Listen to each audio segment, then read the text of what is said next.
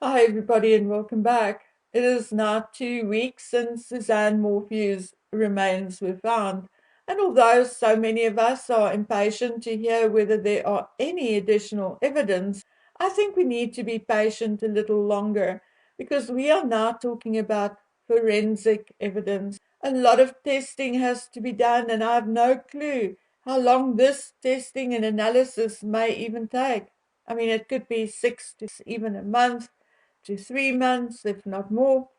I do not know, but I do think that law enforcement and the DA do not wish to make the same mistakes again.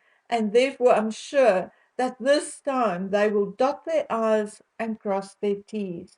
Although Suzanne's sister spoke out and said that there is a sense of relief now that her remains had been found, I think it's going to take a long time for those closest to her to settle in the knowledge that Suzanne is not coming back.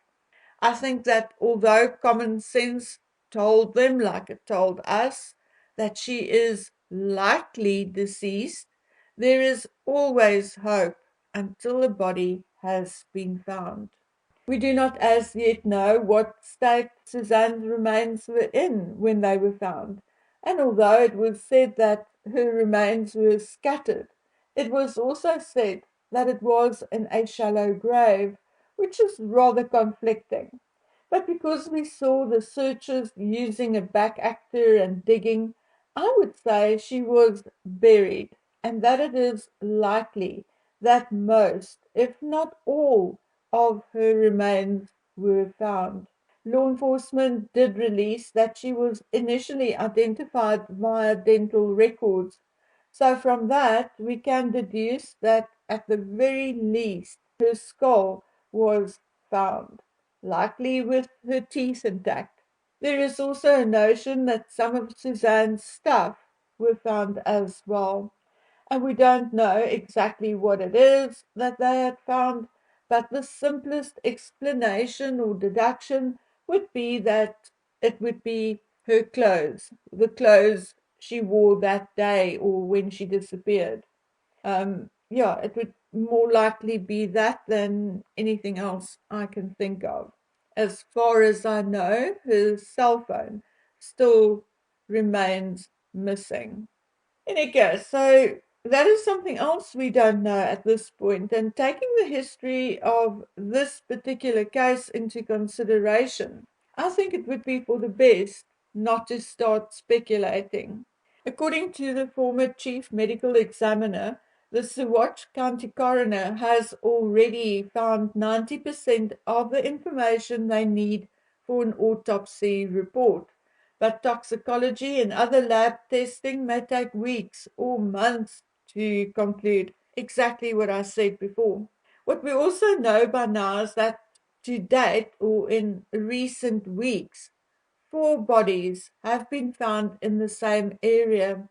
Suzanne's, obviously, then that of Crystal Riesinger, then that of an unidentified man whose remains were found in July 26th, and that I think he has been identified. But moving on, another unidentified person whose remains were located in Saguache County last weekend. Okay, and I think that they also turned around and said that was also a male. So we basically have um, from July until now, there were 4 bodies found in that Saguache area. The woman whose disappearance was the actual reason why these bodies and remains were found, sadly, still remains missing.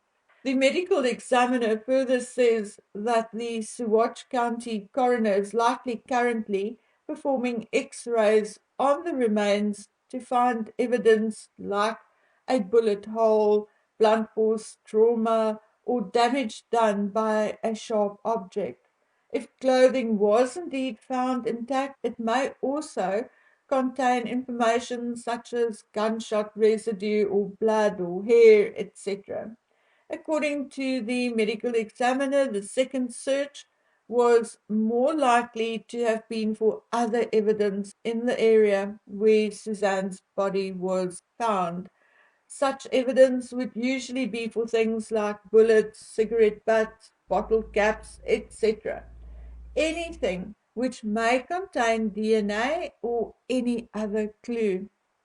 Barry Morphew's attorney quite rightly pointed out that although law enforcement had tracked Barry's movements since the morning before Suzanne's disappearance, not once have they found out or indicated that he was in the area where her body has now been found.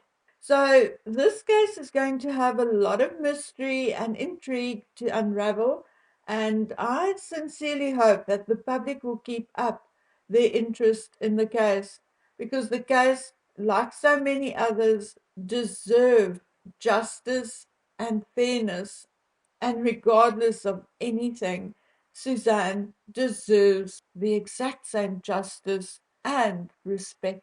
Okay, guys and girls, that's it from me for today. I'll be back with other stories as soon as I can.